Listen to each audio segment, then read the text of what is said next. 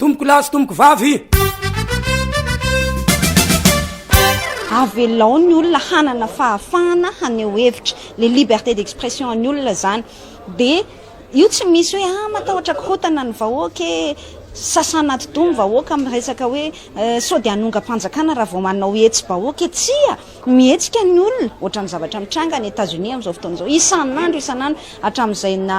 nandraisany Donald Trump ny fahefana tany États-Unis de manao fihetsiketsehana foana ny olona isan'andro fa tsy misy adihevitra mihitsy hoe ionga ny Donald Trump de zay le teneniko iny sosiny lesona anivelany tsara fianatra ho aty amintsika omeo fahalalahana ny olona aneo hevitra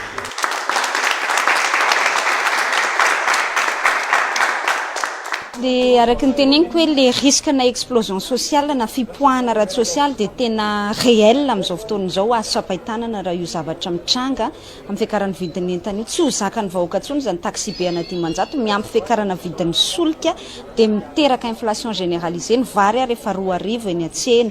de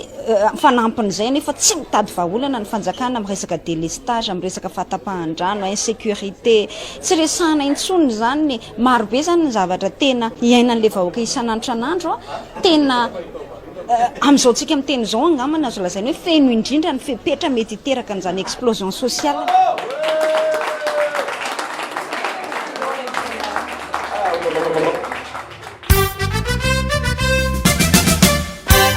saotra tomboko lahy saotra tomboko vavy